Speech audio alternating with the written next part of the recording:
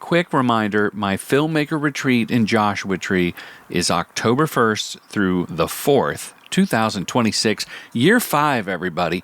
It's a small group of real working filmmakers. I want you to come be a part of a special community, take part in honest conversations, and just take time to think out in the desert. And the food is fantastic. That's where all the magic happens, really, is we all eat our meals together. If you've been craving connection, transformational clarity about your career or life, and you really want to define your voice as a filmmaker, this might be right for you. So DM me or sign up quickly. It will sell out. Oh yeah, there's plenty of Magic Mind at the retreat. That's the mental performance shot that I drink daily. Okay, let's get on with the show. It's time for Respect the Process, a short chat about commercial filmmaking. Here's your host, director Jordan Brady. Oh, wonderful, Helen. Thanks for joining me tonight. It's a Sunday night, April 26, 2026. No one really cares, but it is episode 691. Now, we're coming up on 700, and I'm so grateful for those of you that just started listening, or those of you that have been with us for a long time on and off. I hope you get value from the show.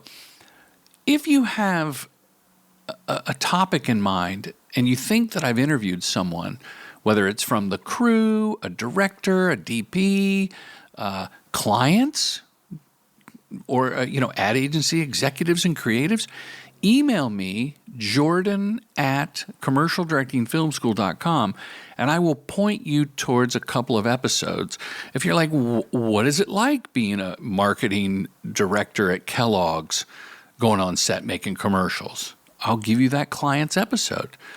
What is it like being a creative at an ad agency that started directing? There's a handful of those people.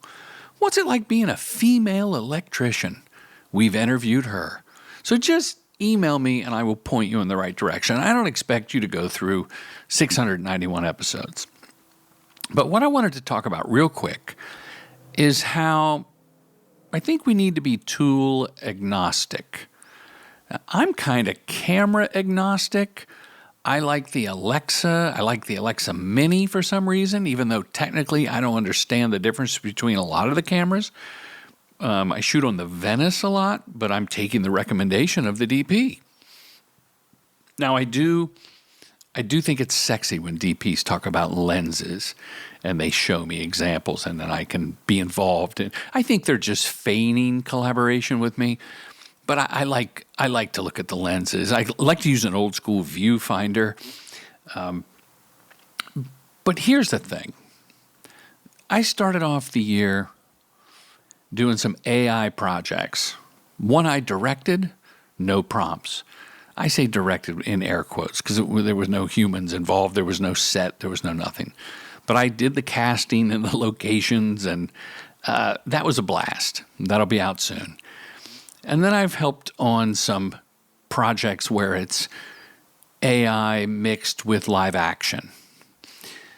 And then I did as old school filmmaking as you get. No script, just a bucket of money and a mandate to go make something. And Ben Brady and I met in the middle of the country. We captured an event for medical inflatables. Probably saw it on my Instagram or LinkedIn where this wonderful woman in Texas has these inflatable organs. And until you've walked through a 30-foot colon, you don't know what living is. You learn so much. She's got these placards in there. So it was a timed event. Like I said, no script. He and I with cameras, and we're interviewing people, run around, run and gun. So invigorating. And I love that. I love that process. To me, that's like golfing, right? I even enjoy the editing of that. Ooh, side note. Take the text transcription from Premiere and then put that in ChatGPT and it gives you the highlights. I know there's AI that edits, but I can't trust that at this point. So I lied. It wasn't 100% old school. There was a little bit of artificial intelligence helping me in the edit. But that to me is relaxing and golfing. And then the job that I just I'm not finished. We're in the edit phase. We lock picture, but there's CG critters mixed into a live action world. And I'm working with Untold Stories and my friends from LT, the agency, and it's just been a blast. Now, without tipping it, it is a continuation of the campaign that I did with Pat Finn, rest in peace, my dear friend. And that was such an emotional scout first day of shooting. We did a prayer for my friend, and a lot of the crew has been there 10, 15 years with us. And this is something totally different that I can't talk about yet. But like every day being in some of the same locations where you shot with a good friend and amazing, just super talented guy, it was different. I'll just say that. And no one could ever replace him on screen or in my heart, to be true. But the process of collaborating with Untold Studios. Did I say stories earlier, Helen? Can you check that? Get Jake to fix it. Untold Studios and the agency had not done as much of the CGI work as I have. I've done like Shrek and this little sales character for Thrive. What was the other one? Qualcomm, the little dragon. So I knew the process, but the level of collaboration from both agency, myself, from the get-go with the campaign, and then all throughout shooting and in post now, that's just a whole wonderful experience that I really enjoy because I'm clearly not the smartest person in the room like I usually am. And then coming up, I'm going back to the old school filmmaking again. No CG, no AI, just actors doing funny bits, and I'm going to film them. And I'm just going to point the camera and direct them. And that's, to me, the most fun.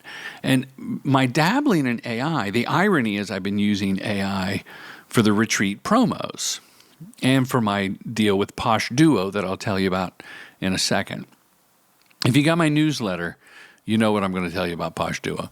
But I've been using AI exclusively and trying out a different platform or a different, like, whether it was VO3 or Kling, now Seed Dance. I feel that I need to know these tools, so I'm trying them out. I posted this caveman thing today, and I shot it with this microphone on my laptop, and it was the fidelity and the consistency that it kept when it transformed me into a caveman was really good. And people have given me shit about it. Like, well, don't you think it's weird that you're using AI to promote a filmmaking retreat? And my answer is no, because I am tool agnostic. And the tools are here to stay. So I think you better learn them. And just like people champion shooting on film, or they want to try Super 16, or there's a Super 8 Film Fest, or, you know, with power comes not only great responsibility, but great throw your weight around status. If you want to shoot film and you can get people to pay for it, by golly, do it.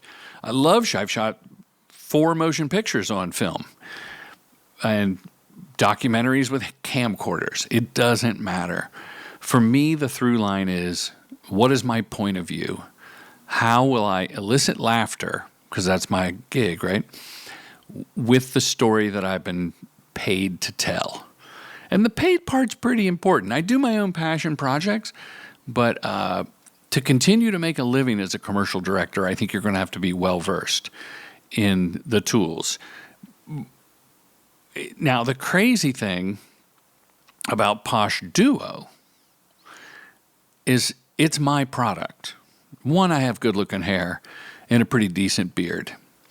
So I invented Posh Duo because I used to have this wax stick. It was this Japanese product, Tanjo, I think it was called, and I couldn't find it for years. So I invented Posh Duo, the 2-in-1 beard hair wax styling stick, not to get rich, although I have sold a few dozen. I wanted a product, and this was in the newsletter, I wanted a product that I could use to make commercials for, both as an AI experiment and with my, iPhone, and with my FX30, my little Sony, and with the Alexa, and coming up soon on the Venice. I want to try all sorts of mediums and put them on the different social platforms, and I'm just trying to learn. And if any of you ever want to do a spec spot, do it for Posh Duo if you're interested, because the brand voice is humor, and I will give you a brief. And it won't be a spec spot because, well, I'm not going to pay you. Let me just get that out of the way. But it won't be for either a fake product, which I try to dissuade people from doing, like a Saturday Night Live sketch, funny fake product.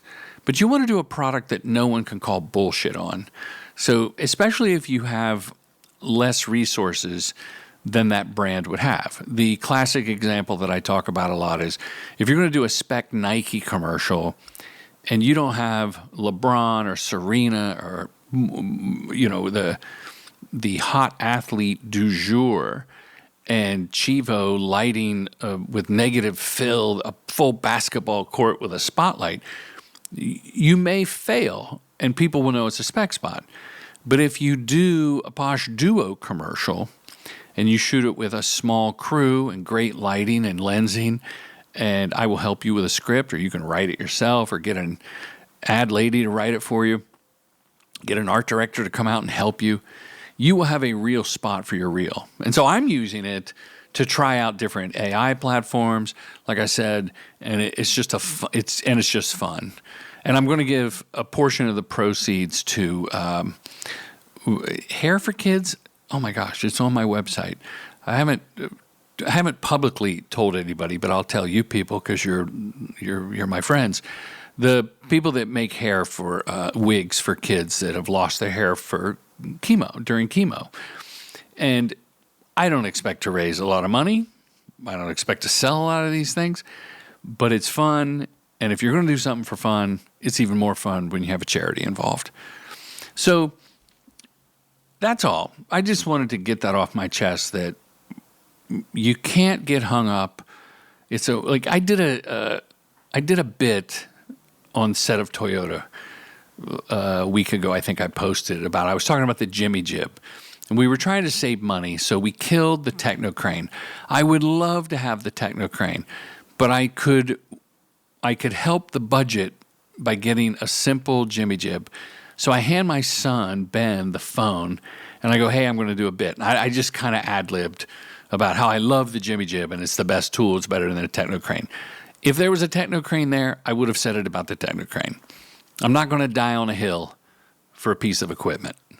I mean, everybody chimed in, told me, I was crazy, told me about this tool, and it was great. It was great. It was fun interacting. I feel the same with AI and traditional filmmaking.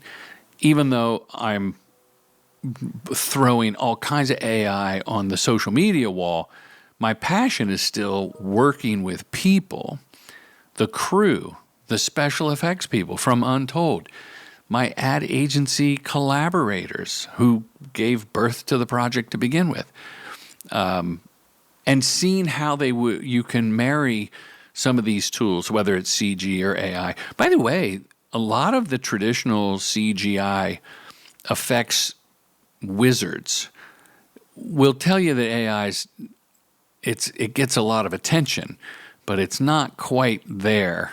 If you believed everything in your feed, you would think some of these studios would be going out of business. But the control and the consistency that CGI has. In fact, one project that I was helping on, we ended up building, we developed in AI, and then we recreated in CG so we'd have full control over the environment. And I realize that's changing.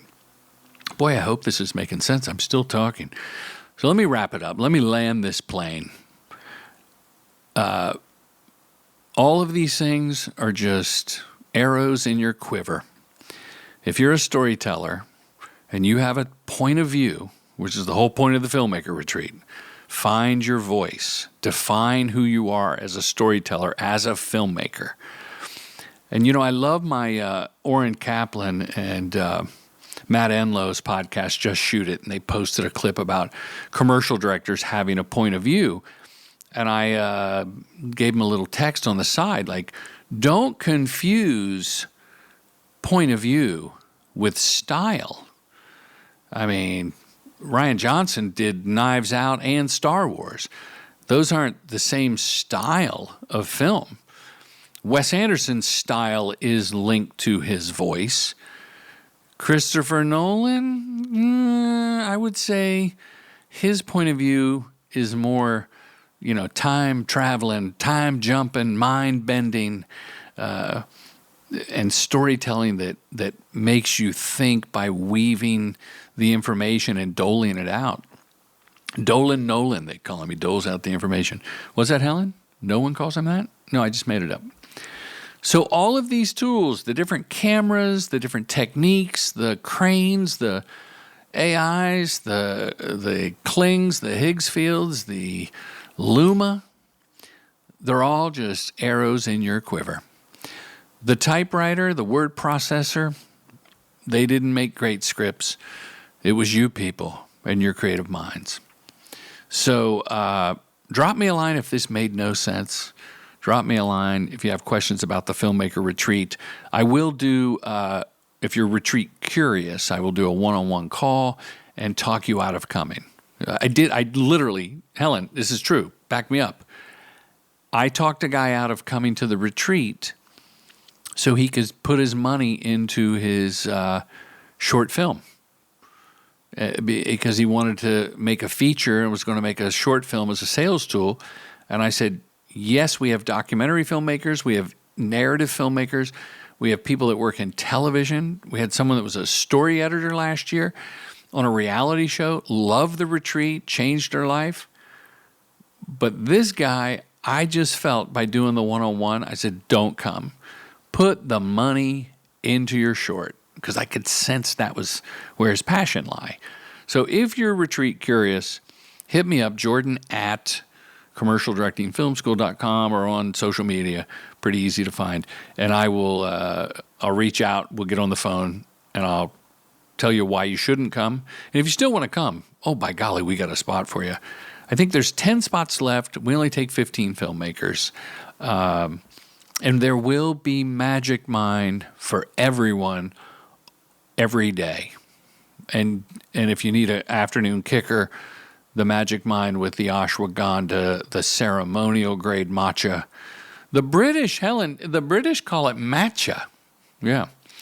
The lion's mane, all kinds of good stuff. It's the only mental performance shot, and it is taking off. I've been talking about it for a couple of years. It's in Whole Foods, at the Air One. I think it's like $70 a bottle at Air One, and it's $3.99 at Publix. So shop where you will. I will be back soon with another guest. I am blessed to be busy. Oh, there's one last thing since you've made it this far. I did something that I rarely do. I usually take the bird in the hand. If I think I'm going to get the gig and another one comes, I'll try to ride it out and see which one's going to book. But if there's a conflict, I'll go with the kind of the sure thing, even though, it's never a sure thing until it's awarded. But I did a call. Great vibes on the call. Started a treatment. The scope of work and that pesky social, where I think a lot of agencies think that we're just going to squeeze it in between shots. And I tried to gently explain that the way it's all in your deck, it is a shot. So it has to be scheduled. We have to plan. It's not just we'll squeeze it in, we'll wing it, we're going to have to plan for it. And then the potential conflicting job came up. I had not even done the phone call, had not done the vibe check.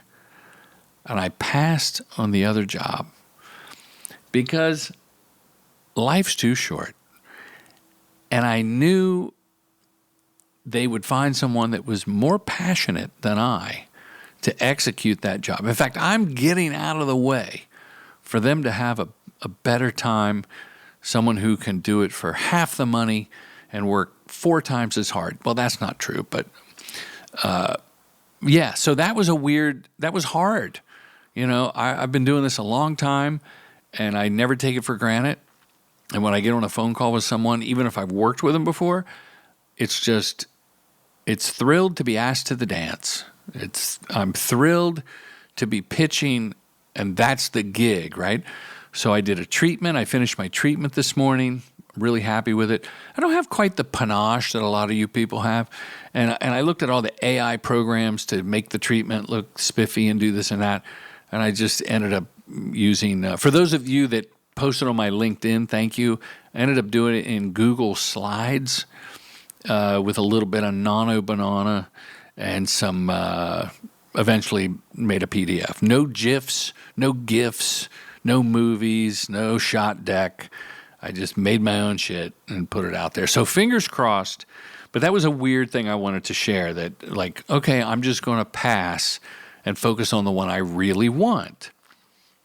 And again, that comes down to knowing who I am as a director, that I'm going to be better at this than the other one.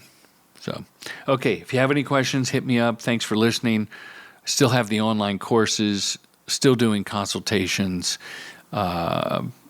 still making commercials. Super blessed. Okay, thanks everybody. This episode is brought to you by a new sponsor, Posh Duo, the original 2-in-1 hair and beard styling stick. I use it. It's made for filmmakers, handcrafted with beeswax, tea tree oil, a fresh hint of citrus, and a single Viking tear. Listeners of this show respect the process, get free shipping, and it comes in discreet packaging. There's a link in the show notes. Get the posh look. Commercial Directing Film School's mission is to help filmmakers direct commercials professionally. With online courses and in-person boot camps, we demystify the process to get you to the next level. All taught by your accessible mentor, filmmaker Jordan Brady. True Gentleman Industries. We make commercials.